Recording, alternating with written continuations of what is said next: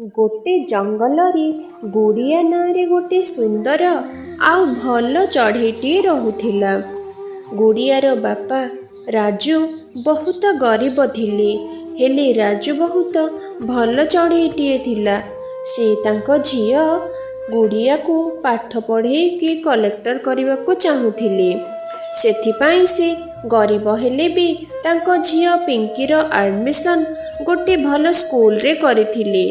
आउ डबल काम करिकी स्कूल रो फीस भरुथिले। गुड़िया पढ़ुथिबा स्कूल रे सुंदरी नार गोटिए काउटिए पढ़ुथिला। सुंदरी बहुत अहंकारी थिला। ता बापा से स्कूल रो प्रिंसिपल थिले। सुंदरी केबे भी गुड़िया सांगरे भलरे कथा हुएनी, से ताकू सबु बेले चिड़ौथिला।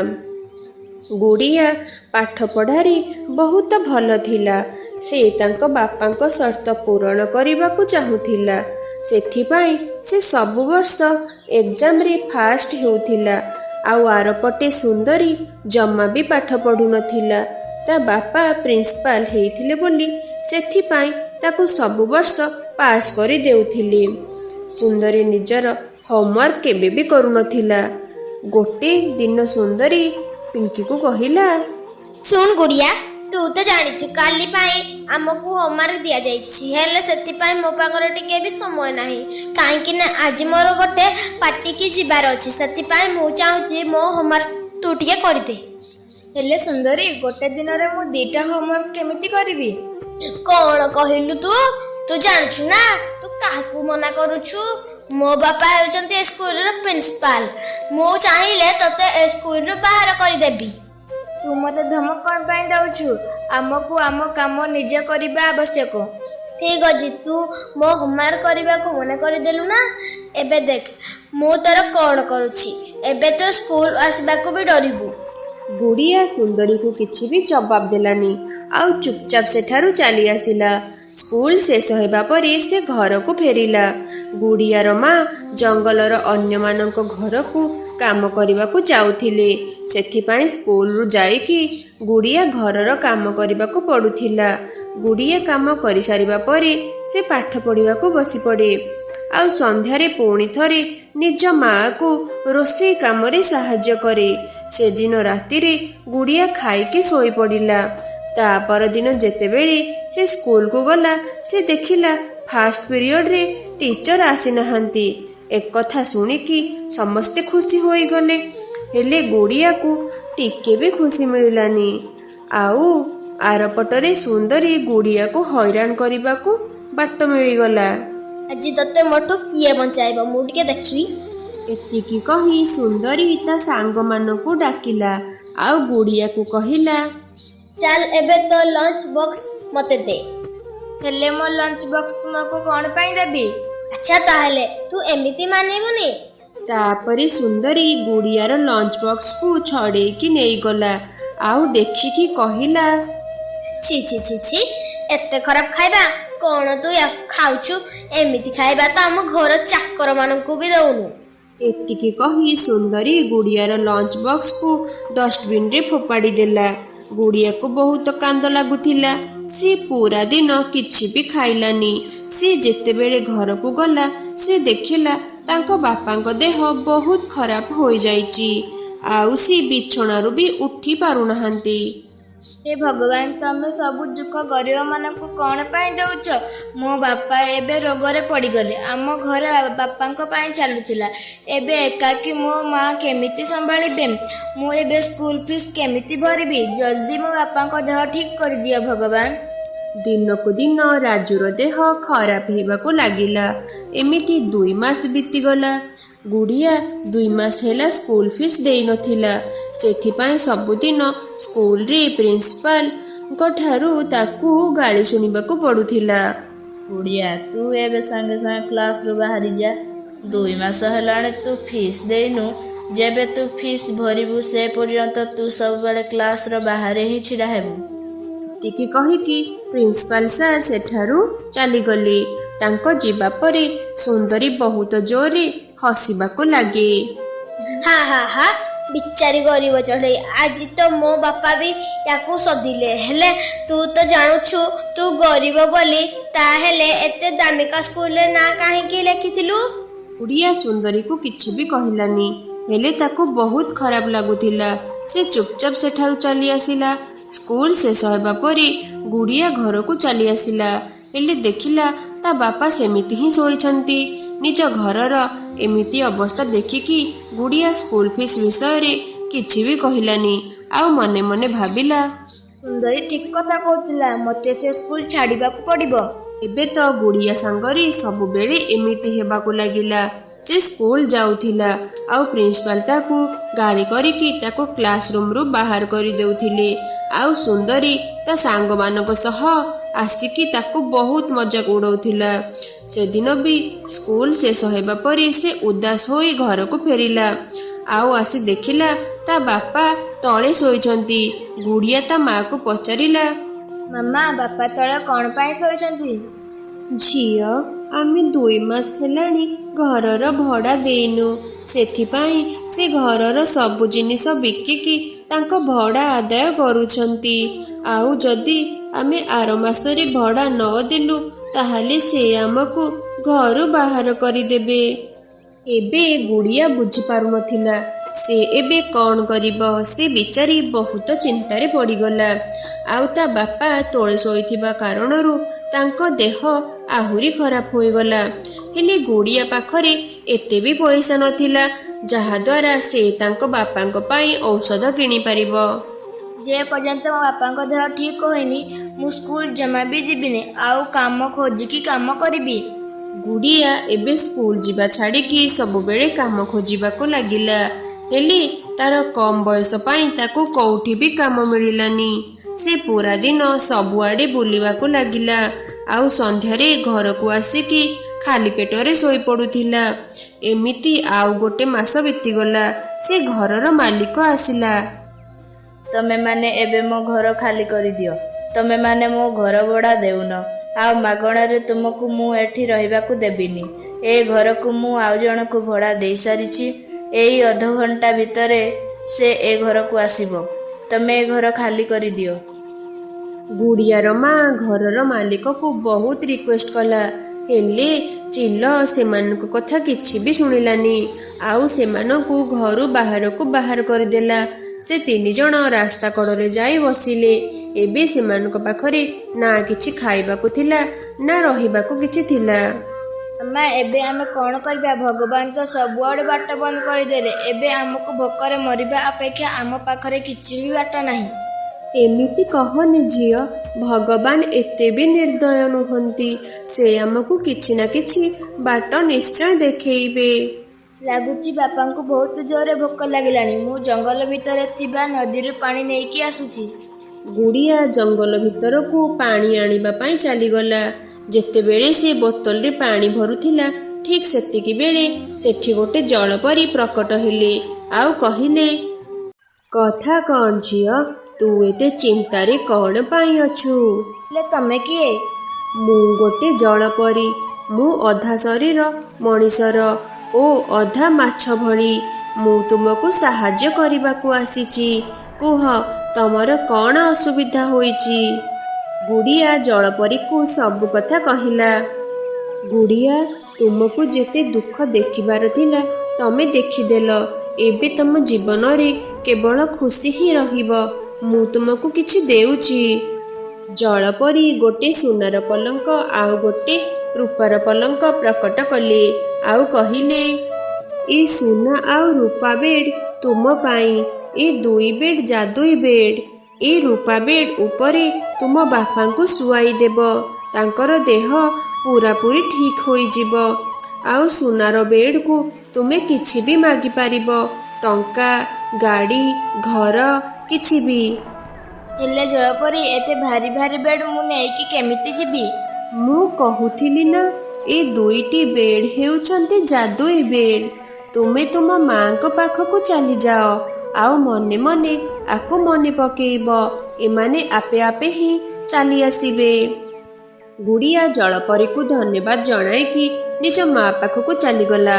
ତାପରେ ସେ ରୂପାର ବେଡ୍ ଉପରେ ତା ବାପାଙ୍କୁ ଶୁଆଇ ଦେଲା। ଆଉ ଦେଖୁ ଦେଖୁ ତା ବାପାଙ୍କ ଦେହ ସମ୍ପୂର୍ଣ୍ଣ ଭାବରେ ଠିକ୍ ହୋଇଗଲା। ତାପରେ ଗୁଡ଼ିଆ ସୁନା ବେଡ୍କୁ ନିଜ ପାଇଁ ଘର ମାଗିଲା। ତାପରେ ସେମାନେ ସେ ଘରେ ରହିବାକୁ ଲାଗିଲେ। ଆଉ ଗୁଡ଼ିଆ ପୁଣି ଥରେ ସ୍କୁଲ ଯିବାକୁ ଲାଗିଲା। ଏବେ ତାଙ୍କର ଆଉ କୋଉଥିରେ ବି ଅଭାବ ନଥିଲା। ସେମାନେ ଖୁସି ଖୁସିରେ ରହିଲେ। ଗୋଟିଏ ଦିନ ପିଙ୍କି ଚଢ଼େଇ ଜଙ୍ଗଲରେ ଖାଦ୍ୟ ଖୋଜୁଥିଲା। ଏତେ ସମୟ ହେଲା ଜଙ୍ଗଲରେ ବୁଲୁଛି, କିନ୍ତୁ କୋଉଠି ବି ଖାଦ୍ୟ ମିଳୁନି। ମୋତେ ବହୁତ ଜୋରେ ଭୋକ ବି ଲାଗିଲାଣି। ଏବେ ମୁଁ କ'ଣ କରିବି? ଏମିତି ପିଙ୍କି ଚଢ଼େଇ ବସିକି ଭାବୁଥିଲା। ସେ ଜଙ୍ଗଲରେ ଗୋଟିଏ ବିଜୁ ଚିଲ ରହୁଥିଲା। ସେ ବି ଶିକାର ଖୋଜୁଥିଲା। ତାକୁ ବି ବହୁତ ଜୋରେ ଭୋକ ଲାଗୁଥିଲା। ଭୋକ ତ ବହୁତ ଜୋରେ କଲାଣି, କିନ୍ତୁ ଏବେ ଯାଏ ଗୋଟେ ବି ଶିକାର ମିଳିନି। ପକ୍ଷୀମାନେ ତ ମୋତେ ଦେଖିକି ତ ସେଠୁ ପଳାଉଛନ୍ତି। କେମିତି ଶିକାର କରିବି କିଛି ବୁଝିପାରୁନି। ସେତିକି ବେଳେ ବିଜୁ ଚିଲ ପିଙ୍କି ଚଢ଼େଇକୁ ତଳେ ବସିଥିବାର ଦେଖେ। ଆରେ ବା, ମୋତେ ତ ଶିକାର ମିଳିଗଲା। ଏ ଚଢ଼େଇ ତ ତଳେ ବସିଛି। ୟାକୁ ଧରିବା ବହୁତ ସହଜ। ଆଉ ଆର ମାଂସ ବି ବହୁତ ସ୍ୱାଦିଷ୍ଟ ଥିବ। ଖାଇକି ପୁରା ମଜା ଆସିଯିବ।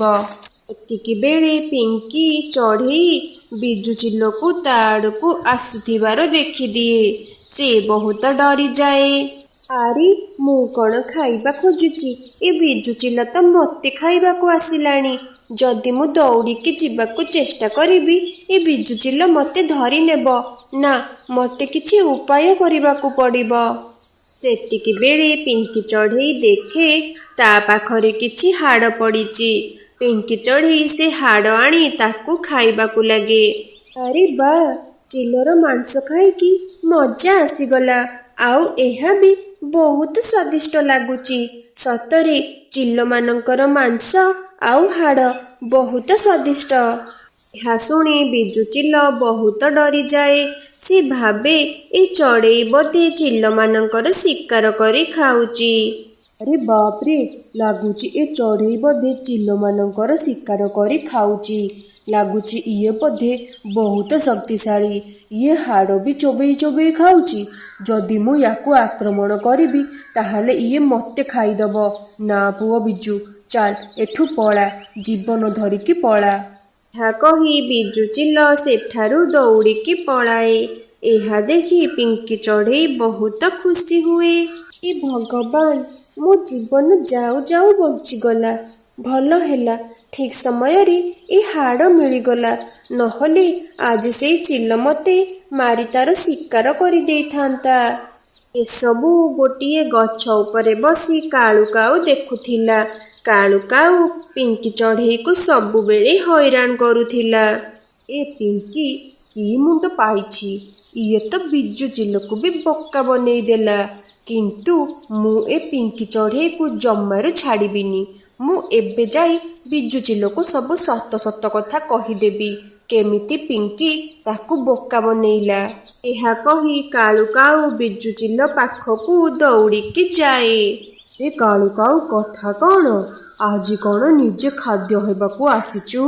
ଲାଗୁଛି ଆଜି ତତେ ଖାଇକି ମୋ ପେଟ ପୂରେଇବି। ଆରେ ବିଜୁ ଭାଇ, ରୁହ ରୁହ, ମୁଁ ତମକୁ ଗୋଟେ ଜରୁରୀ କଥା କହିବାକୁ ଆସିଛି।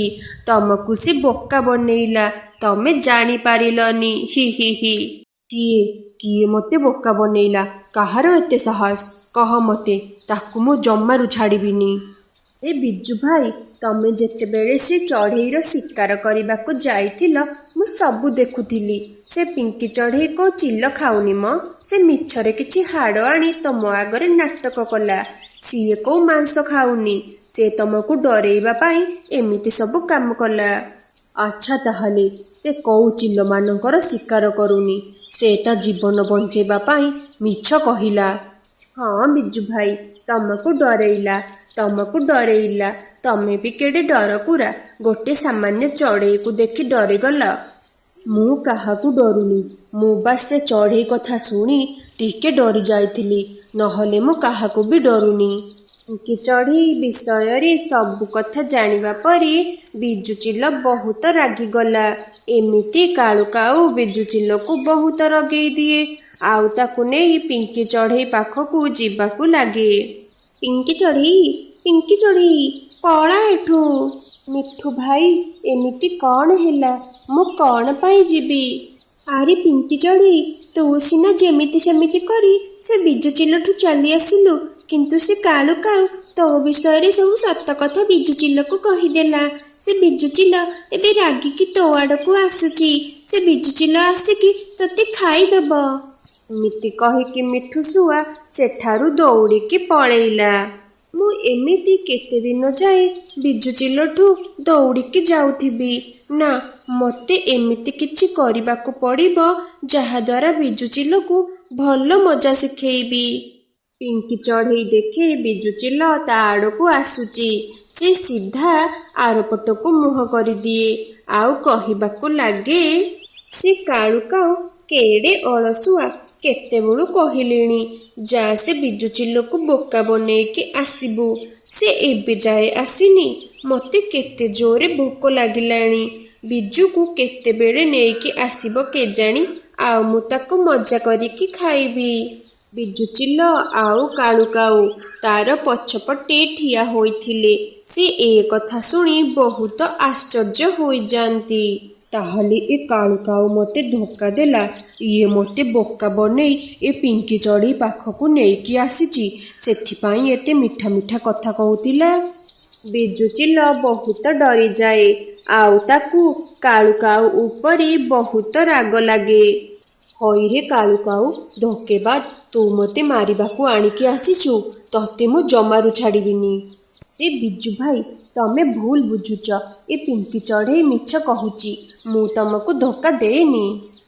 ବିଜୁଚିଲ କିଛି ବି ଶୁଣେ ନାହିଁ ଆଉ ସେ କାଳୁ କାଉକୁ ଧରି ଖାଇବାକୁ ନେଇକି ଯାଏ। ଏମିତି କରିବ ସେମିତି ପାଇବ। କାଳୁ କାଉ ମୋତେ ଜାଲରେ ପକେଇବାକୁ ଆସିଥିଲା ଆଉ ନିଜେ ଫସିଗଲା। ଖରାପ କାମର ଖରାପ ଫଳ ମିଳିଥାଏ। ଏମିତି ପିଙ୍କି ଚଢ଼େଇ ତା ବୁଦ୍ଧି ବଳରେ ନିଜ ଜୀବନ ବଞ୍ଚାଇ ଦିଏ। ଭାଇ ଜଲ୍ଦି ଏଠାକୁ ଆସ। ମାର ଦେହ ବହୁତ ଖରାପ। ମୁଁ ତାକୁ ନେଇକି ହସ୍ପିଟାଲ ଆସିଛି। ତମେ ଜଲ୍ଦି ଆସ। ଆରେ ଭଉଣୀ, ଇଏ ତୁ କ'ଣ କହୁଛୁ? ଅଚାନକ ମାଆକୁ କ'ଣ ହୋଇଗଲା? ଭାଇ, ମୁଁ କିଛି ବି ଜାଣିନି। ଅଚାନକ ମା ବେହୋସ ହୋଇଗଲା, କିନ୍ତୁ ଏବେ ଯାଏ ତାର ହୋସ ଆସିନି। ତମେ ଜଲ୍ଦି ଆସ। ତୁ ଚିନ୍ତା କରନି ଭଉଣୀ, ଆଉ କାନ୍ଦନା। କାନ୍ଦିବା ବନ୍ଦ କର। ମୁଁ ଶୀଘ୍ର ଆସୁଛି ତୋ ପାଖକୁ। ଜଲ୍ଦି ଯାଉଛି। ଏ ଖବର ଶୁଣି ପେଚା ଜମିଦାର ବହୁତ ଚିନ୍ତାରେ ପଡ଼ିଯାଏ। ସେ ଘରୁ ହିଁ ବାହାରୁଥିଲା। ସେତିକି ବେଳେ ତାର ଘରେ ଥିବା ସୁନା ବିସ୍କିଟ କଥା ତାର ମନେ ପଡ଼ିଯାଏ। ଆରେ ମୋ ସ୍ତ୍ରୀ ତ ତା ବାପ ଘରକୁ ଯାଇଛି। ଏ ଜଙ୍ଗଲରେ ତ ବହୁତ ଚୋରି ହେଉଛି। ମୋ ଘରେ ତ ଗୋଟିଏ ସୁନାର ବିସ୍କିଟ ଅଛି। ମୁଁ ତାକୁ ସେମିତି ଛାଡ଼ିକି ଯାଇପାରିବିନି। ମୋତେ କିଛି ଗୋଟେ କରିବାକୁ ପଡ଼ିବ। ଏହା କହି ପେଚା ଜମିଦାର ତା ଆଲମାରୀ ଭିତରେ ଥିବା ସୁନା ବିସ୍କିଟକୁ ବାହାରକୁ ଆଣେ। କ'ଣ କରିବି? ଏ ସୁନା ବିସ୍କିଟକୁ କେମିତି ଛାଡ଼ିକି ଯିବି? ଘରେ ଏମିତି ଛାଡ଼ିକି ଯାଇପାରିବିନି। ମୋତେ ଜଲ୍ଦି ମା ପାଖକୁ ବି ଯିବାର ଅଛି। ମୋତେ ଏ ସୁନା ବିସ୍କିଟକୁ କେଉଁଠି ଲୁଚାଇବାକୁ ପଡ଼ିବ। ସେ ଏମିତି ଭାବୁଥିବା ବେଳେ ତାର ନଜର ସାମ୍ନାରେ ଥିବା ନଡ଼ିଆ ଗଛ ଉପରେ ପଡ଼େ। ହଁ, ମିଳିଗଲା। ଉପାୟ ମିଳିଗଲା। ଯାଉଛି ଜଲ୍ଦି ଏ ସୁନା ବିସ୍କିଟକୁ ଲୁଚେଇ ଦେବି ଆଉ ଜଲ୍ଦି ମୋ ମା ପାଖକୁ ଯିବି। ତାପରେ ସେ ନଡ଼ିଆ ଗଛ ପାଖକୁ ଯାଏ ଆଉ ଗୋଟେ ନଡ଼ିଆ ତୋଳି ନିଏ ଆଉ ତାକୁ ଘରକୁ ନେଇ ଆସେ ଆଉ ସେ ନଡ଼ିଆକୁ ମଝିରୁ କାଟିଦିଏ। ମୁଁ ଏ ନଡ଼ିଆ ଭିତରେ ମୋ ସୁନା ବିସ୍କିଟକୁ ଲୁଚାଇ ଦେବି। କେହି କିଛି ବି ଜାଣିପାରିବେନି। ତାପରେ ପେଚା ଜମିଦାର ସେ ନଡ଼ିଆ ଭିତରେ ଥିବା ସୁନା ବିସ୍କିଟକୁ ଲୁଚେଇ ଦିଏ ଆଉ ଫାଳ କରିଥିବା ଭାଗକୁ ଅଠା ଲଗେଇକି ଯୋଡ଼ି ଦିଏ। ଏବେ ମୁଁ ଆରାମସେ ଯିବି। ମୋ ମା ପାଖକୁ ଯିବି। ଆଉ କିଛି ଚିନ୍ତା ନାହିଁ। ତାପରେ ସେ ନଡ଼ିଆ ଦେହରେ ଅଠା ଲଗେଇ ନଡ଼ିଆ ଗଛରେ ଲଗାଇ ଦିଏ। ତାପରେ ସେ ତା ମା ପାଖକୁ ମେଡିକାଲ ଯିବାକୁ ଲାଗେ। ହେ ଭଗବାନ, କେମିତିକା ଭାଗ୍ୟ ପାଇଛି। ଏକରେ ତ ଗରିବ ଘର ଜନ୍ମ ହୋଇଛି, ଆଉ ସ୍ତ୍ରୀ ବି ଏତେ ଖରାପ ପାଇଛି ଯେ ଯୋଉ ଯାଏ ରୋଜଗାର ନ କରିକି ପଇସା ନ ଆଣିବି ସେ ମୋତେ ଖାଇବାକୁ ଦବନି। ସେ ଏମିତି କହି ସେ ନଡ଼ିଆ ଗଛ ତଳେ ବସି କାନ୍ଦିବାକୁ ଲାଗେ। ଆଜି ଜୋର ଜୋରରେ ପବନ ହେଉଥିଲା। ସେତିକି ବେଳେ ସେ ନଡ଼ିଆ ଗଛରୁ ଗୋଟେ ନଡ଼ିଆ ଆସି କାଳୁର ମୁଣ୍ଡ ଉପରେ ପଡ଼ିଗଲା। ହେ ବୋଉଲୋ, ମରିଗଲି ଲୋ, ମରିଗଲି। ମୋ ମୁଣ୍ଡ ଫାଟିଗଲା ଲୋ। ଏ ନଡ଼ିଆଟା ମୋ ମୁଣ୍ଡ ଉପରେ ପଡ଼ିବାର ଥିଲା।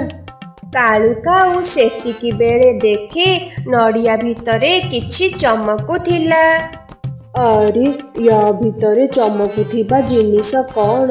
ଯେମିତି କୋଉ ସୁନା ଚମକେ ସେମିତି ଚମକୁଛି। କାଳୁ ସେ ନଡ଼ିଆକୁ ଖୋଲିକି ଦେଖେ, ଆଉ ତା ଭିତରୁ ସେ ସୁନା ବିସ୍କିଟକୁ ବାହାର କରିଦିଏ। ଆରେ ବା, ଇଏ ତ ଗୋଟେ ସୁନାର ବିସ୍କିଟ। କିନ୍ତୁ ଇଏ ନଡ଼ିଆ ଭିତରକୁ କେମିତି ଆସିଲା? ମୋର ତ ଏବେ ଲଟରି ଲାଗିଗଲା।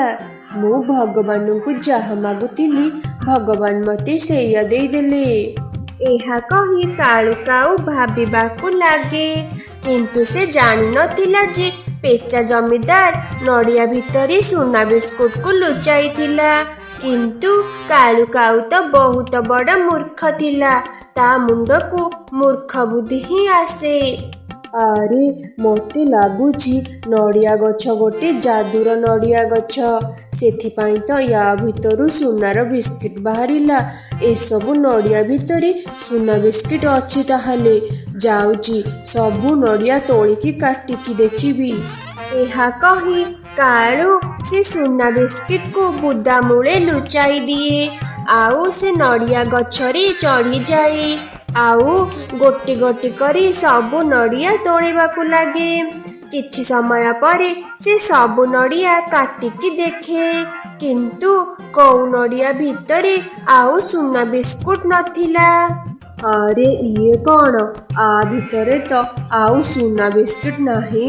ମୋର ସବୁ ପରିଶ୍ରମ ବେକାର ହୋଇଗଲା। ସେତିକି ବେଳେ ସେ ନଡ଼ିଆ ଗଛର ମାଲିକ ବଣ୍ଟି ପାରା ସେଠାକୁ ଆସେ। ହଇରେ କାଳୁ କାଉ, ତୋର ଏତେ ସାହସ? ତୁ ମୋ ନଡ଼ିଆ ଗଛରୁ ସବୁ ନଡ଼ିଆ ତୋଳିଦେଲୁ, ଆଉ ତାକୁ ଅଧାରୁ କାଟିକି ପକେଇଛୁ। ମୁଁ ଜମାରୁ ଛାଡ଼ିବିନି ତତେ। ମୋତେ କ୍ଷମା କରିଦିଅ ବଣ୍ଟି ଭାଇ। ମୁଁ ଜାଣିନଥିଲି ଏଇଟା ତୋ ଗଛ ବୋଲି। ବହୁତ ଜୋରରେ ଶୋଷ ଲାଗୁଥିଲା। ସେଥିପାଇଁ ସବୁ ନଡ଼ିଆ କାଟି ତା ପାଣି ପିଇବି ବୋଲି ଭାବିଲି। କିନ୍ତୁ ମୁଁ ସବୁ ନଡ଼ିଆ କାଟିଦେଲି, ହେଲେ ମୋତେ ଗୋଟେ ବି ନଡ଼ିଆରୁ ପାଣି ମିଳିଲାନି। ମୁଁ ତତେ କାଟିଦେବି। ଯଦି ତତେ ଏତେ ଶୋଷ ଲାଗୁଥିଲା ତୁ ନଦୀକୁ ଡେଇଁକି ମରିଗଲୁନି। ମୋ ନଡ଼ିଆ କାଟିବାର କ'ଣ ଥିଲା? ମୁଁ କିଛି ବି ଜାଣିନି। ମୋତେ ମୋ ନଡ଼ିଆର ପଇସା ଦରକାର।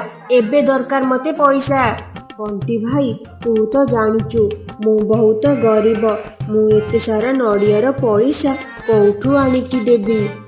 ମୁଁ ସେସବୁ କିଛି ବି ଜାଣିନି। ଏସବୁ ତତେ ମୋ ନଡ଼ିଆ କାଟିବା ପୂର୍ବରୁ ହିଁ ଭାବିବାର ଥିଲା। ମୋତେ ହିଁ କାଲି ଭିତରେ ମୋ ନଡ଼ିଆର ପଇସା ଦରକାର, ନହେଲେ ମୁଁ ତ ଘରେ ପଶିଯିବି, ଆଉ ତତେ ଘରୁ ବାହାର କରିଦେବି। ବୁଝିଲୁ? ଏଇଟା ମୋ କଥା ମନେ ରଖିଥିବୁ।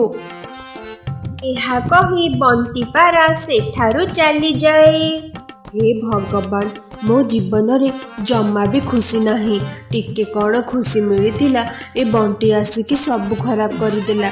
ଏବେ ମୁଁ ଏତେ ସାରା ନଡ଼ିଆର ପଇସା କୋଉଠୁ ଆଣିକି ଦେବି? ଯଦି ୟାକୁ ପଇସା ନ ଦେବି ତାହେଲେ ଏ ମୋତେ ମୋ ଘରୁ ବାହାର କରିଦବ। ତାପରେ କାଳୁ କାଉ ସେ ବୁଦା ପଛପଟୁ ସୁନା ବିସ୍କିଟକୁ ବାହାର କରେ। ଏ ସୁନା ବିସ୍କିଟର ତ ବହୁତ ଓଜନ ଅଛି। ମୁଁ ଯଦି ଏ ସୁନା ବିସ୍କିଟକୁ ବିକିଦେବି ତାହେଲେ ମୋତେ ବହୁତ ସାରା ପଇସା ମିଳିବ। ଆଉ ତାପରେ ମୁଁ ସେଥିରୁ କିଛି ପଇସା ସେ ବଣ୍ଟି ମୁହଁକୁ ପକେଇଦେବି। ତାପରେ ବାକି ପଇସା ଆଉ ସୁନ୍ଦରୀକୁ ନେଇ ଆରପଟ ଜଙ୍ଗଲକୁ ଯିବି ଭାରି। ଏହା କହି କାଳୁ କାଉ ସେ ସୁନା ବିସ୍କିଟକୁ ନେଇ ସେଠାରୁ ଚାଲିଯାଏ। କାଳୁ, କ'ଣ ସତରେ ଏଟା ସୁନା ବିସ୍କୁଟ? କିନ୍ତୁ ସୁନା ବିସ୍କୁଟକୁ କେହି ବି ନଡ଼ିଆ ଭିତରେ କ'ଣ ପାଇଁ ରଖିବେ? କାଳେ କେହି ଚୋରି ହୋଇଯିବା ଡରରେ ଏ ବିସ୍କିଟ୍କୁ ନଡ଼ିଆ ଭିତରେ ରଖିଦେଇଥିବ। ସେ ଯାହା ବି ହେଉ ସେଥିରେ ଆମକୁ କ'ଣ ମିଳିବ? ଆମର ଖାଲି ପଇସା ଦରକାର। କିନ୍ତୁ କାଳୁ, ତମେ ଏବେ ଏ ସୁନା ବିସ୍କୁଟକୁ କ'ଣ କରିବ? ପ୍ରଥମେ ଏ ସୁନା ବିସ୍କିଟ୍କୁ ବିକିକି ଯାହା ପଇସା ହେବ ସେଥିରୁ କିଛି ପଇସା ସେ ବଣ୍ଟି ମୁହଁକୁ ଫୋପାଡ଼ିବି। ଆଉ ବାକି ପଇସା ନେଇ ଆମେ ତୋର ମୋର ଆରପଟେ ଜଙ୍ଗଲକୁ ଚାଲିଯିବା ଆଉ ମଜା କରି ରହିବା। କାଳୁ, ଏ ସୁନା ବିସ୍କୁଟ ତ ବହୁତ ଦାମୀ ଲାଗୁଛି। ୟାକୁ କେବଳ ଆମ ଜଙ୍ଗଲରେ ପେଚା ଜମିଦାର ହିଁ କିଣିପାରିବେ। କିନ୍ତୁ ପେଚା ଜମିଦାର ଏବେ ଜଙ୍ଗଲରେ ନାହାନ୍ତି, ସେ ଏବେ ବାହାରକୁ ଯାଇଛନ୍ତି। ସେ ଆସିଲେ ତମେ ବିକିବ। ଏମିତି 2 ଦିନ ବିତିଯାଏ। 2 ଦିନ ପରେ ପେଚା ଜମିଦାର ନିଜ ଜଙ୍ଗଲକୁ ଆସିଯାଏ। ଆରେ ଇଏ କ'ଣ? ଏ ନଡ଼ିଆ ଗଛର ଅବସ୍ଥା କିଏ ଏମିତି କଲା? ଏ ନଡ଼ିଆ ଗଛରେ ଯେଉଁ ନଡ଼ିଆ ଥିଲା ମୁଁ ସେ ଭିତରେ ମୋ ସୁନା ବିସ୍କିଟ୍କୁ ଲୁଚେଇଥିଲି। ଏବେ ମୁଁ କ'ଣ କରିବି? ହେ ଭଗବାନ, ଇଏ କ'ଣ ହୋଇଗଲା? ମୋ ସୁନା ବିସ୍କିଟ୍ କିଏ ନେଇକି ଚାଲିଗଲା? ଏମିତି ପେଚା ଜମିଦାରର ବହୁତ ବଡ଼ କ୍ଷତି ହୋଇଗଲା। ଯିଏ ବି ମୋ ସୁନା ବିସ୍କିଟ୍ ନେଇଛି ମୁଁ ତାକୁ ଜମାରୁ ଛାଡ଼ିବିନି। ମୁଁ ତା ହାତ ଗୋଡ଼ ଭାଙ୍ଗିଦେବି। ସେତିକିବେଳେ କାଳୁ କାଉ ଉଡ଼ି ଉଡ଼ିକା ଜମିଦାର ପାଖକୁ ଆସେ। କିନ୍ତୁ ସେ ଜାଣିନଥିଲା ସେ ମାଡ଼ ଖାଇବାକୁ ଆସିଛି ବୋଲି। ପେଚା ଜମିଦାର, ମୁଁ ତମକୁ 2 ଦିନ ହେଲା ଖୋଜୁଥିଲି। ମୁଁ ତୁମକୁ ଗୋଟେ ଜିନିଷ ବିକିବାକୁ ଚାହୁଁଛି, ଯାହାକୁ ଦେଖି ତୁମେ ପୁରା ଖୁସି ହୋଇଯିବ। ଏମିତି ତୁ କ'ଣ ପାଇଗଲୁ? କ'ଣ କିଛି ଲଟେରୀ ଲାଗିଗଲା ନା କ'ଣ? ତାପରେ କାଳୁ କାଉ କପଡ଼ା ହଟାଏ ଆଉ ସେ ସୁନା ବିସ୍କିଟ୍କୁ ପେଚା ଜମିଦାରକୁ ଦେଖାଏ। ଇଏ ଦେଖ, ମୋ ପାଖରେ ଏ ସୁନା ବିସ୍କିଟ୍ ଅଛି। ଏ ବିସ୍କିଟ୍ ମୋ ମା ରଖିଥିଲା। ମୁଁ ଏ ସୁନା ବିସ୍କିଟ୍କୁ ବିକିବାକୁ ଚାହୁଁଛି ମାତ୍ର 50,000 ଟଙ୍କାରେ। ପେଚା ଜମିଦାର ସେ ସୁନା ବିସ୍କିଟ୍କୁ ଦେଖି ଚିହ୍ନିଗଲା, କାରଣ ଏଟା ତାର ସୁନା ବିସ୍କିଟ୍ ଥିଲା। ହଁ ହଁ, ମୁଁ ଏ ସୁନା ବିସ୍କିଟ୍ଟା ନିଶ୍ଚୟ ନେବି, କିନ୍ତୁ 50,000 ଟଙ୍କାରେ ନୁହେଁ। 50ଟା ବିଧା ଆଉ 50ଟା ଗୋଇଠାରେ ନେବି। ଆରେ ଆରେ, ଇଏ ତମେ କ'ଣ କହୁଛ? ମୁଁ କିଛି ବି ବୁଝିପାରୁନି। ଏହା କହି ପେଚା ଜମିଦାର କାଳୁ କାଉକୁ ଜୋର ଜୋରରେ ପିଟିବାକୁ ଲାଗେ ଆଉ ତା ସୁନା ବିସ୍କିଟ୍କୁ ନେଇ ସେଠାରୁ ଚାଲିଯାଏ। ପିଙ୍କି ଚଢ଼େଇ ଆଉ କୁନା ଚଢ଼େଇର ବାହାଘରକୁ 15 ବର୍ଷ ହୋଇଯାଇଥିଲା। କିନ୍ତୁ ଏବେ ଯାଏ ତାଙ୍କର କୌଣସି ପିଲାଛୁଆ ହୋଇନଥିଲା। ସେଥିପାଇଁ ସେମାନେ ବହୁତ ଦୁଃଖ ଥିଲେ। ହେ ଭଗବାନ, ମୋ ଦ୍ୱାରା ଏମିତି କ'ଣ ଭୁଲ ହୋଇଗଲା ଯେ ମୁଁ ବୁଢ଼ୀ ହେବାକୁ ବସିଲିଣି, କିନ୍ତୁ ଏବେ ଯାଏ ତମେ ମୋତେ ଗୋଟେ ନାତି କି ନାତୁଣୀର ମୁହଁ ଦେଖେଇଲନି। ତମେ ଚିନ୍ତା କରନି, ଭଗବାନ କେବେ ବି ନିଜ ଭକ୍ତମାନଙ୍କୁ ଦୁଃଖରେ ଦେଖିପାରନ୍ତି ନାହିଁ। ସେ ତୁମକୁ ବହୁତ ଜଲ୍ଦି ନାତି କି ନାତୁଣୀର ମୁହଁ ଦେଖାଇବାର ସୁଯୋଗ ଦେବେ। ତମେ ବାସ୍ ଧୈର୍ଯ୍ୟର ସହିତ ଅପେକ୍ଷା କର। ପୂଜାରୀଙ୍କ କଥା ଶୁଣି ପିଙ୍କିର ଶାଶୁ ବହୁତ ଖୁସି ହୁଏ ଆଉ ଖୁସି ଖୁସି ଘରକୁ ଯିବାକୁ ଲାଗେ। ତାପରେ ସେମାନେ ଖାଇବା ଖାଇ ଶୋଇପଡ଼ନ୍ତି। ରାତିରେ ପିଙ୍କିର ପେଟ ଜୋର ଜୋରରେ କାଟିବାକୁ ଲାଗେ। ସେ ମା ପୁଅ ବି ଉଠି ପଡ଼ନ୍ତି। କୁନା, କୁନା, ମୋ ପେଟ ବହୁତ ଜୋରରେ କାଟୁଛି, କିଛି କର ନା କୁନା, କିଛି କର। ମାମା, ପିଙ୍କିର ପେଟ କାଟୁଛି, ଲାଗୁଛି ପିଙ୍କିକୁ ନେଇ ମେଡ଼ିକାଲ ଯିବାକୁ ପଡ଼ିବ। ଆରେ ତୁ ମୋତେ କ'ଣ ପଚାରୁଛୁ? ଚାଲ ଜଲ୍ଦି ଜଲ୍ଦି ବୋହୂକୁ ନେଇ ହସ୍ପିଟାଲ ଯିବା। ତାପରେ ସେମାନେ ପିଙ୍କିକୁ ନେଇ ହସ୍ପିଟାଲ ଯାଆନ୍ତି। ତାପରେ ଡାକ୍ତର ପିଙ୍କିର ଚେକଅପ୍ କରନ୍ତି। ଚେକଅପ୍ରୁ ଜଣାପଡ଼େ ପିଙ୍କିର ପେଟରେ 5ଟି ଅଣ୍ଡା ଅଛି। ଡାକ୍ତର ବାବୁ, କ'ଣ ହୋଇଛି ପିଙ୍କିକୁ? ସେ ଠିକ୍ ଅଛି ନା ନାହିଁ? ହଁ ଡାକ୍ତର ବାବୁ, କୁହ, ମୋ ବୋହୂ ଠିକ୍ ଅଛି ନା? କୌଣସି ଚିନ୍ତା ବାଲା କଥା ନାହିଁ ତ? ନାଇଁ ମାଉସୀ, କିଛି ଚିନ୍ତା କରିବା ଦରକାର ନାହିଁ। ତମ ବୋହୂ ମା ହେବାକୁ ଯାଉଛି। ତାଙ୍କ ପେଟରେ 5ଟି ଅଣ୍ଡା ଅଛି। ତମେ ବହୁତ ଜଲ୍ଦି ଜେଜେମା ହେବାକୁ ଯାଉଛ। କ'ଣ ସତରେ ଡାକ୍ତର ବାବୁ? ମୁଁ ବାପା ହେବାକୁ ଯାଉଛି। ମାମା, ଶୁଣିଲୁ, ମୁଁ ବାପା ହେବାକୁ ଯାଉଛି। ପୂଜାରୀ ଯାହା କହୁଥିଲେ ଠିକ୍ କହୁଥିଲେ। ଭଗବାନ ମୋ ଡାକ ଶୁଣିଲେ। ହେ ଭଗବାନ, ତୁମକୁ ବହୁତ ବହୁତ ଧନ୍ୟବାଦ। ए खबर शुणी से माँ पुओ बहुत खुशी हुअंती आउ पिंकी चढ़ेई भी बहुत खुशी हुए। तापरे से माने खुशी खुशी निज घर को आसंती। बहु तू इयाडू सियाडू किछि भी खाइबुनी, मु तते जहा पुष्टिकर खाद्य देबी तू ताकू ही खाइबू। पुष्टिकर खाद्य खाइबा द्वारा अंडा आउ तू बहुत भल रहिब। हाँ पिंकी, मामा बिल्कुल ठीक कहिला। आजिठू तू निजर भल से ध्यान रखिबू कारण तो पेटरे 5टी अंडा अछि। हाँ गुना, माँ जेमिति कहिबे मु सेमिति करिबी। आज मु बहुत खुशी मो माँ हबाकू जाउछि। एमिति पिंकीर सासू पिंकीर बहुत भल भाबरे ध्यान रखे, ताकू भल भल पुष्टिकर खाद्य खाइबाकू दिए। गोटिए दिन पिंकीर सासू नदी कूଳରେ बसिथिला। सेतिके बेले सुंदरी सेठाकू आसे। पा आंटी, तमर तो भाग्य खोलीगला। एते दिन हेला परे भी पिंकीर गोटे भी छुआ हेउ नथिले। एबे तो एकाथर कि 5टी पिलार माँ हेबाकू जाउची। एबे तो तम घर पिला मानकर कांदिबार शब्द शुभिब। हाँ सुंदरी, तू ठीक कहिलु। एते दिन हेला मो घरे गोटे भी पिला होई नथिला। एबे एका बेले के 5टी पिला मते जेजेमा कहिकी डाकिबे। हाँ आंटी, जदि अंडा भितरु 5टी पुओ पिला बाहरिला ताहाले सेमाने पुन्ना को रोजगार करिके देबे। आउ जदि 5टी झियो पिला बाहरिला ताहाले तो पुन्ना सेमानंको बाहागर कराई कराई बुढ़ा होई जिवो।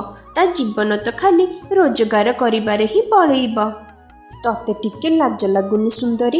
एते दिन परे मो घर को पिला आसीबे आउ तू मते इयाडू सियाडू बुझाउचु। मु तो कथारे आसीबिनी। पुओ हेउ कि झियो हेउ सेथिरे किछि फरक पड़िबनी। आरे आंटी, तमे रागुच काहेकि? मु कण ताहाले तम पुओ को सेमाने को बाहागर करिबार चिंता लागि जिवो। पिंकीर कण अछि? से तो सारा जीवन घरे बसी राणी भଳି खाइब। ए सुंदरी, तोर जदि मो ठारू माड़ खाइबार नाही ताहाले सीधा एठू पळा। मो मुंड आउ खराब करनी। तापरे सुंदरी सेठारू चली जाए। पिंकीर सासू दुखी होई जाए आउ से दुखी मनरी घर को आसे। आउ घरे बसी सुंदरी कहिथिबा कथा को भाबिबाकू लागे। जदि सुंदरीर कथा सत होईगला ताहाले मो पुओ कमेई कमेई बुढ़ा होई जिवो। झियो जरूरी नुह, पुओ हेबा जरूरी। एमिति पिंकी चढ़ेईर सासू को बहुत चिंता होई जाए। से सीधा दौड़िकी डाक्तरंक पाखकू जाए। माउसी, एबे पुणी कौन हेला? डाक्तर बाबू, मु काहाकू किछि भी कहिबिनी। तमे कौन कहि पारिबो मो बहुर अंडारू पुओ हेब ना झियो हेब? माउसी, तम बहु एते दिन परे माँ हेबाकू जाउची आउ तमको पुओ हेब कि झियो हेब सेई चिंता पड़िची। तमको भगवान को धन्यवाद देबा कथा बदଳରେ तमे एमिति बेकार कथा भाबुच। डाक्तर पाखरू एमिति कथा शुणी पिंकीर सासू कांदिबार नाटक करिबा आरंभ करिदिए। नाई पुओ, मु भाबिली अंडा भितरे पिला भल अछि कि नाही पचारिबाकू आसिली भारी। मु बुढ़ी चढ़ेई पुओ, मो मुंड आउ काम करूनी। जहा पाउची ताहा कहि दउची। हौ माउसी, तमको जदि एतिकी जानिबार अछि ताहाले मु पिंकीर अंडा को चेक करिकी कहिदेबी अंडा भल अछि कि नाही। हौ ठीक अछि पुओ, मो बहु जेतेबेले अंडा देब मु तो पाखको आनिकी आसीबी। आउ तू मते देखिकी कहिबु मोर केतोटी नाती आउ केतोटी नातुणी हेब। एहा कही पिंकीर सासू घर को चली जाए। एमिति किछि दिन बीती जाए। पिंकी चढ़ेई 5टी अंडा दिए। पिंकी आउ तार सासू से अंडा मानकर भल से ध्यान रखती। पिंकी, मु आज बहुत खुशी अछि। आज तमे 5टी अंडा देइच, मोर विश्वास हेउनी। कुना, तुमको विश्वास करने को ही पड़िबो काहेकि ना आउ किछि दिन परे अंडारू पिला बाहरिबो आउ तुमको बापा बोली डाकिबो आउ मां सहित पिला माने बहुत खेलिबे। झियो, मते लागुची गोटे अंडा बहुत दुर्बल अछि। आमको ए अंडार चेकअप करने को पड़िबो। मामा मामा, मते तो काई लागुनी, तमे तो बेसी जानिच। पुओ, मु जाउची डाक्टर को ए अंडा चेक करके आनिबी। ए अंडा सब सुस्थ अछि कि नाही चेक करके आसीबी। ହଁ ମା, ତମେ ଠିକ୍ କହୁଛ। ମୁଁ ବି ତମ ସହ ଯିବି। ଚାଲ ଆମେ ଅଣ୍ଡା ସବୁ ଚେକ୍ କରିକି ଆସିବା। ନାଇଁ ବୋହୂ, ତୁ ଆରାମ କରେ। ମୁଁ ଯାଉଛି ଅଣ୍ଡା ସବୁ ଚେକ୍ କରିକି ଆସିବି। ମୁଁ ଏ ଅଣ୍ଡାମାନଙ୍କର ଜେଜେମା ହେବି। ସେମାନଙ୍କର ଭଲସେ ଧ୍ୟାନ ରଖିବି। ତାପରେ ପିଙ୍କିର ଶାଶୁ ଅଣ୍ଡା ସବୁ ନେଇ ଡାକ୍ତରଙ୍କ ପାଖକୁ ଯିବାକୁ ଲାଗେ। ଡାକ୍ତର ଆସି 5ଟି ଅଣ୍ଡାର ଚେକଅପ୍ କରନ୍ତି। ମାଉସୀ, ଅଣ୍ଡା ସବୁ ଠିକ୍ ଅଛି। ଆଉ ତମର 5ଟି ନାତୁଣୀ ବି ଠିକ୍ ଅଛନ୍ତି। ଡାକ୍ତରଙ୍କ ପାଟିରୁ ନାତୁଣୀ କଥା ଶୁଣି ପିଙ୍କିର ଶାଶୁର ମୁଣ୍ଡ ପୁରା ଖରାପ ହୋଇଯାଏ। ସେ ସିଧା ତା ବେକରୁ ସୁନା ଚେନ୍ କାଢ଼ି ଡାକ୍ତରଙ୍କୁ ଦିଏ। ପୁଅ, ତୁ ଏ ହାର ନେ। ମୋର ଏ 5ଟି ଝିଅ ଦରକାର ନାହିଁ। ତୁ ଏ ଝିଅମାନଙ୍କୁ ଅଣ୍ଡା ଭିତରୁ ହିଁ ମାରିଦେ। ଏ କଥା ଆଉ କାହାକୁ କହିବୁନି। ଆରେ ଏ ମାଉସୀ ଏମିତି କ'ଣ କହୁଛନ୍ତି? ୟାଙ୍କ ମୁଣ୍ଡ ଖରାପ ହୋଇଗଲା ନା କ'ଣ? ନା, ମୋତେ ସାବଧାନ ସହ କାମ କରିବାକୁ ପଡ଼ିବ। ନହେଲେ ଇଏ ବାଟରେ ଏ ଅଣ୍ଡା ସବୁ ନଷ୍ଟ କରିଦେବେ। କ'ଣ ଭାବୁଛୁ ପୁଅ? ତତେ ଏ ସୁନାହାର ଦରକାର ନାହିଁ ନା କ'ଣ? ଏ ସୁନାହାର ପୁରା 2 ଲକ୍ଷ ଟଙ୍କା। ହଁ ମାଉସୀ, ଦରକାର। କିନ୍ତୁ ଏ କଥା ଯେମିତି କେହି ଜାଣିବେନି, ନହେଲେ ତମକୁ ଆଉ ମୋତେ ଜେଲ୍ ହୋଇଯିବ। କେହି କିଛି ବି ଜାଣିବେନି। ତୁ ଏମିତି କିଛି କରେ ଯେମିତି ଏ ଅଣ୍ଡା ଭିତରେ ଏ ପିଲା ସବୁ ମରିଯିବେ। ହଉ ମାଉସୀ, ତମେ ଏଇଠି ବସିଥାଅ। ମୁଁ ଭିତରୁ ମେଡ଼ିସିନ ଆଣିକି ଆସୁଛି। ତାପରେ ଡାକ୍ତର ରୁମ୍ ଭିତରକୁ ଯାଏ। ଆଉ ପିଙ୍କି ଆଉ କୁନାକୁ କଲ୍ କରି ସବୁ କଥା କହିଦିଏ। ଏହା ଶୁଣି ସେମାନେ 2 ଜଣ ଦୌଡ଼ିକି ହସ୍ପିଟାଲ ଆସନ୍ତି। ମା, ତମେ ଏମିତି କାହିଁକି କଲ? କେତେ ଦିନ ପରେ ଆମେ ବାପା ମା ହେବାକୁ ଯାଉଛୁ, ଆଉ ତମେ ଏମିତି କାମ କରିବାକୁ ଆସିଛ? ପିଙ୍କିର ଶାଶୁ କିଛି କୁହେ ନାହିଁ, ଆଉ ଜୋର ଜୋରରେ କାନ୍ଦିବାକୁ ଲାଗେ। ଏମିତି କିଛି ଦିନ ପରେ ସେଇ ଅଣ୍ଡା ଭିତରୁ 5ଟି ଝିଅ ଛୁଆ ବାହାରନ୍ତି। ଏହା ଦେଖି ସେମାନେ 3 ଜଣ ବହୁତ ଖୁସି ହୁଅନ୍ତି। ଝିଅ, ତୁ ମୋତେ କ୍ଷମା କରିଦେ। ମୁଁ ବହୁତ ବଡ଼ ଭୁଲ କରିବାକୁ ଯାଉଥିଲି। ସେ ସୁନ୍ଦରୀ କଥା ଶୁଣି ମୁଁ ଟିକେ ଚିନ୍ତାରେ ପଡ଼ିଯାଇଥିଲି। ତୁ ମୋତେ କ୍ଷମା କରିଦେ। ତାପରେ ପିଙ୍କି ଆଉ କୁନା ତା ମାଆକୁ କ୍ଷମା କରିଦିଅନ୍ତି। ତାପରେ ସେମାନେ ସମସ୍ତେ ବହୁତ ଖୁସିରେ ରହିବାକୁ ଲାଗନ୍ତି। ଦିଦି, ଆଈ ଘର କେତେ ଦୂର? କିଛି ସମୟ ପରେ ଆମେ ଆଈ ଘରେ ପହଞ୍ଚିଯିବା। ତୁ ଟିକେ ଚୁପ୍ ହୋଇ ଉଡ୍। ସବୁବେଳେ ପଚାରି ପଚାରି ମୋ କାନ ଖରାପ କରିସାରିଲୁଣି। ଆରେ ପିଲାମାନେ, ଆଉ ଝଗଡ଼ା କରନି। ଏଇ ଦେଖ, ଆମେ ତମ ଆଈ ଘରେ ପହଞ୍ଚିଗଲେ। ଚୁଟକୁ ଆଉ ଗୁଡ଼ିଆ ଅନେକ ଦିନ ପରେ ତାଙ୍କ ଆଈ ଘରକୁ ଯାଉଥିଲେ। ସେମାନେ ବହୁତ ଖୁସି ଥିଲେ। ମା, ମୋର ଗୋଟେ ଜରୁରୀ କାମ ଅଛି। ମୋ 2 ପିଲା ଏଠି ଥାଆନ୍ତୁ। ମୋ କାମ ସରିଲେ ମୁଁ ତାଙ୍କୁ ଆସି ନେଇଯିବି। ଆରେ ମା, ତୁ ଚିନ୍ତା ନ କରି ଯା। ଆରାମରେ ତୁ କାମ ସାରିକି ଆସିବୁ। ଅନେକ ଦିନରୁ ମୋ ନାତି ନାତୁଣୀ ଆସିନଥିଲେ। ମୁଁ ବି ତାଙ୍କ ସାଙ୍ଗରେ ଟିକେ ସମୟ ବିତାଏ। ତାପରେ ପିଙ୍କି ଚଢ଼େଇ ତା କାମକୁ ଗଲା। ସନ୍ଧ୍ୟା ହେବା ପରେ ବହୁତ ଜୋରରେ ପବନ ହେଲା। ଦିଦି, ଚାଲ ନା ବାହାରକୁ ଯିବା। ମୋତେ ଘରେ ରହିବାକୁ ଭଲ ଲାଗୁନି। ଆରେ ଚୁଟକୁ, ତୁ କ'ଣ ଦେଖୁନୁ ବାହାରେ କେତେ ଜୋରରେ ପବନ ବହୁଛି? ଲାଗୁଛି ଏବେ ହିଁ ବର୍ଷା ହବ। ଆଈ, ଆମକୁ ଆଜି ଗୋଟେ ଗପ ଶୁଣାଅ ନା। ଆଜି ଆମକୁ ଗପ ଶୁଣିବା ପାଇଁ ଭାରି ଇଚ୍ଛା ହେଉଛି। ଆଜି ମୁଁ ତମମାନଙ୍କୁ ଗୋଟେ ସତ ସତିକା ଗପ ଶୁଣେଇବି। ମନ ଦେଇ ଶୁଣ। ଆଜି ଅମାବାସ୍ୟା ରାତି। ଏଇ ଅମାବାସ୍ୟା ରାତିରେ ଯେବେ ବି ଝଡ଼ ବର୍ଷା ହୁଏ, ଗୋଟିଏ ଭୟଙ୍କର ପିଶାଚି ଜଙ୍ଗଲରେ ବୁଲେ। ଘରେ ଯାହାକୁ ବି ଏକୁଟିଆ ଦେଖେ ତାକୁ କବାଟ ଖୋଲିବାକୁ କହେ। ଯଦି ସେ କବାଟ ଖୋଲିଦିଏ, ପିଶାଚି ତାକୁ ତା ସାଙ୍ଗରେ ନେଇଯାଏ। ଦିଦି, ମୋତେ ଭାରି ଡର ଲାଗୁଛି। ରେ, ତୁ ଡରନି, କିଛି ହବନି। ଆମ ସାଙ୍ଗରେ ଆଈ ଅଛନ୍ତି। ହଁ, ଆମେ ଘର ଭିତରେ ଥିଲେ ପିଶାଚି ଆମର କିଛି ବି କ୍ଷତି କରିପାରିବନି। ଆରେ ମହମବତୀ ଦେଖି ଲାଗୁଛି କିଛି ସମୟ ପରେ ଲିଭିଯିବ। ଗଲୁ ଗେଲିମା, ଘର ଭିତରୁ ଆଉ 2ଟା ମହମବତୀ ନେଇ ଆସିବୁ। ଆଈ, ଆଉ ଘରେ ମହମବତୀ ନାହିଁ। ଏଇ ଗୋଟେ ଥିଲା। ଲାଇନ ଯିବା ପରେ ମୁଁ ଆକୁ ଜଳେଇଦେଲି। ଆଜି ପାଗ ଯେମିତି କରିଛି, ଆଜି ଆଉ ଲାଇନ ଆସିବନି। ମିଠୁ ତା ଦୋକାନ ଶୀଘ୍ର ବନ୍ଦ କରେନି। ବର୍ଷା ଆସିବା ଆଗରୁ ମୁଁ ଯାଏ ଆଉ 2ଟା ମହମବତୀ ନେଇକି ଆସେ, ନହେଲେ ରାତି ଅନ୍ଧାରରେ ତମେମାନେ କଷ୍ଟ ପାଇବ। ହଁ ଆଈ, ଅନ୍ଧାରରେ ନା ମତେ ବହୁତ ବେଶୀ ଡର ଲାଗେ। କିନ୍ତୁ ଆଇ, ଆମକୁ ଏକୁଟିଆ ଛାଡ଼ି ତମେ ଏବେ ଦୋକାନକୁ ଯାଅନି। ଆରେ ପିଲାମାନେ, ଭୟ କରନି, ଦୋକାନ ଏଇ ପାଖରେ, ମୁଁ ଗଲି ଆଉ ଆସିଲି। ତମେମାନେ ଭଲରେ କବାଟ ଲଗେଇକି ରୁହ, ଯିଏ ବି ଡାକିଲେ କବାଟ ଖୋଲିବନି। ମୁଁ ଯେତେବେଳେ ଆସିବି 3 ଥର କବାଟ ବାଡ଼େଇକି ଡାକିବି, ତାପରେ ଯାଇ କବାଟ ଖୋଲିବ। ମୋ କଥା ମନେ ରଖିବ, ଜମା ଭୁଲିବନି। ଠିକ ଅଛି ଆଇ, ହେଲେ ତୁମେ ଟିକେ ଜଲ୍ଦି ଆସିବ। ତାପରେ ବୁଢ଼ୀ ଚଢ଼େଇ ଦୋକାନକୁ ଗଲା। ଟିକେ ସମୟ ପରେ ହଠାତ୍ କବାଟଟି ଥରେ ବାଜିଲା। ଚୁଟକୁ, ଗୁଡ଼ିଆ, କବାଟ ଖୋଲ, ମୁଁ ବର୍ଷାରେ ଓଦା ହୋଇଗଲିଣି। ଦିଦି, ଆଈ ଆସିଗଲେ, ଚାଲ କବାଟ ଖୋଲିବା। ଆରେ ରହ, କବାଟ ଖୋଲନି। ଆଈଙ୍କ କଥା ତୁ କ'ଣ ଭୁଲିଗଲୁ? ଆଈ କହିଥିଲେ କବାଟକୁ 3 ଥର ବାଡ଼େଇବେ।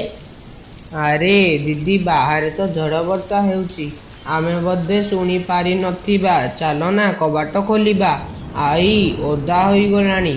କେଜାଣି କାହିଁକି ମୋ ମନଟା ଭଲ ଲାଗୁନି। ତୁମେ ଟିକେ ଅପେକ୍ଷା କର। ଆଈ, ଆମେ ଯେଉଁ ବିସ୍କୁଟ ଆଉ ଚକୋଲେଟ୍ କଥା କହିଥିଲୁ ସବୁ ଆଣିଛ ନା? ହଁ, ମୁଁ ଆଣିଛି। ଗୁଡ଼ିଆ, ମୋତେ ଭାରି ଥଣ୍ଡା ଲାଗିଲାଣି, ଶୀଘ୍ର କବାଟ ଖୋଲ। ଆରେ ଚୁଟକୁ, ତୁ ଚୁପ୍ ହୋଇ ରହ। ଇଏ ଆମ ଆଈ ନୁହଁ। ଆଈ ଆଜି ଯାଏଁ କେବେ ବି ମୋ ନାଁ ଧରି ଡାକନ୍ତିନି, ସବୁବେଳେ ଗେଲିମା କୁହନ୍ତି। ଆଉ ଆଜି ଆମେ ଆଈକୁ ଚକୋଲେଟ୍ ବିସ୍କୁଟ କଥା କହିନଥିଲେ। ଇଏ ନିଶ୍ଚୟ ବର୍ଷା ରାତିରେ ବାହାରୁଥିବା ସେ ପିଶାଚି। ଏବେ କ'ଣ ହେବ ଦିଦି? ମତେ ଭାରି ଡର ଲାଗୁଛି। କିରେ, କ'ଣ ହେଲା? କବାଟ ଖୋଲୁନ କାହିଁକି? ଦେଖ, ମୋତେ ତମେମାନେ ରଗାଅନି। ଆମେ କବାଟ ଖୋଲିବୁନି। ଆଗ କହିଲ, ଆମେ ଦ୍ୱିପହରରେ ଆମେ କ'ଣ ସାଙ୍ଗରେ ଭାତ ଖାଇଥିଲୁ? କିଛି ସମୟ ପରେ ବାହାରୁ କିଛି ବି ଶବ୍ଦ ଶୁଭିଲାନି। ହଠାତ୍ ଶୁଭାଗଲା, ଚାଲାକି ମୋ ସାଙ୍ଗରେ ଏତେ ପ୍ରଶ୍ନ ପଚାରୁଛ? ତମେମାନେ ଭଲରେ କବାଟ ଖୋଲିବନି ତ ମୁଁ ତମ କବାଟ ଭାଙ୍ଗିଦେବି।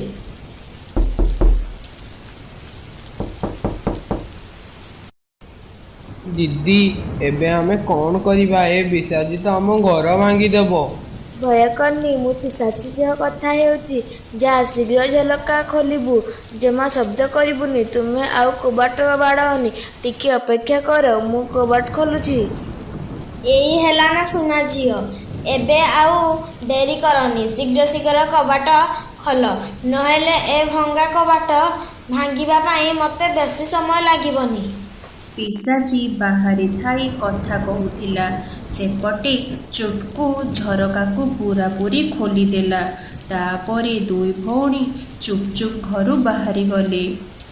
ଇରେ କ'ଣ ହେଲା? ତମେମାନେ ଏ ଯେ କବାଟ ଖୋଲୁନ, ମୁଁ ଆଉ ଅପେକ୍ଷା କରିପାରିବିନି। ଏମିତି ରାଗି ପିଶାଚି କବାଟଟିକୁ ଭାଙ୍ଗିଦେଲା।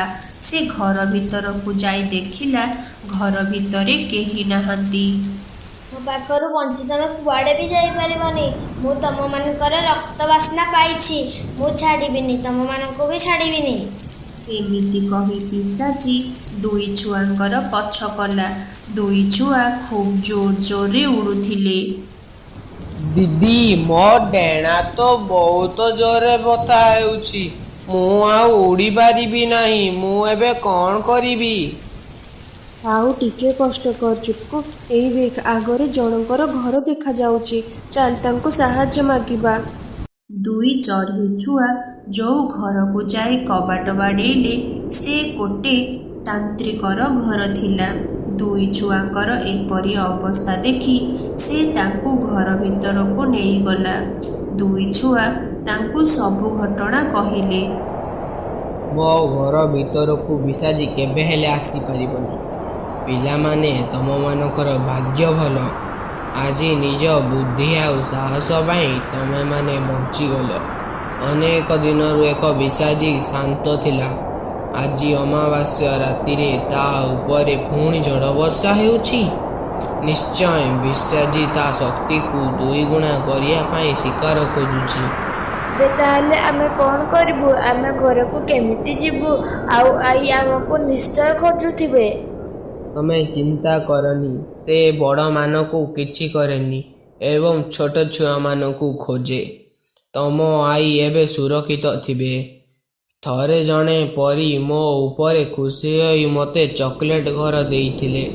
କହିଥିଲେ ବିପଦ ସମୟରେ ଏ ଚକୋଲେଟ୍ ଘର କାମରେ ଆସିବ। ଆଜି ସେଇଦିନ ଆସିଯାଇଛି। ଗୁଡ଼ିଆ, ତୁ ଯଦି ମୋତେ ସାହାଯ୍ୟ କରିବୁ ତାହେଲେ ଆମେ ସେ ବିଶାଜୀକୁ ଆଜି ଉଚିତ ଶିକ୍ଷା ଦେବା। ନା ନା, ମୋ ଦିଦି କିଛି କାମ କରିପାରିବନି। ମୋତେ ଭାରି ଡର ଲାଗୁଛି ଦିଦି, ତୁ ମୋତେ ଛାଡ଼ି କୁଆଡ଼େ ଯାଆନି। ଆରେ ଚୁଟକୁ, ଜମା ଚିନ୍ତା କରନି। ଆଜି ଆମେ ଯଦି ସେ ପିଶାଚୀକୁ ଛାଡ଼ିଦେବା, ସେ କାଲି ଆଉ କେଉଁ ଛୁଆର କ୍ଷତି କରିପାରେ।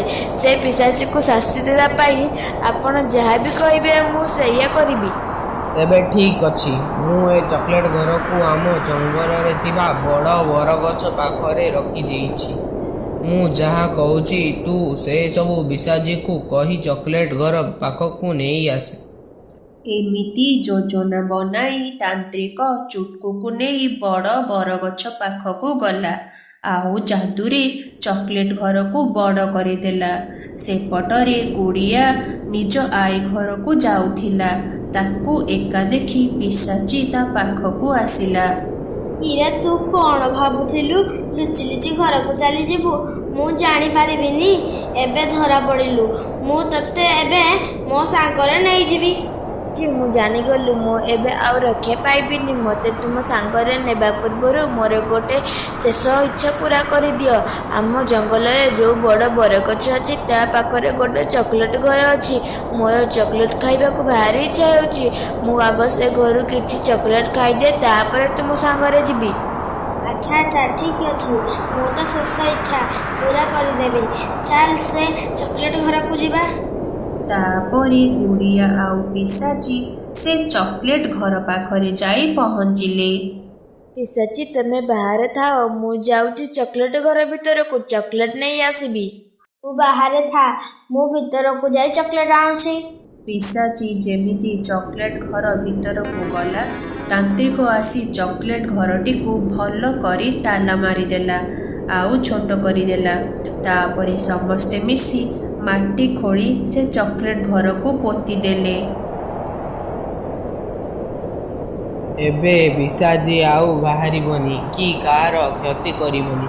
ଚାଲ ପିଲାମାନେ, ମୁଁ ତୁମକୁ ତୁମ ଘରେ ଛାଡ଼ିଦେବି।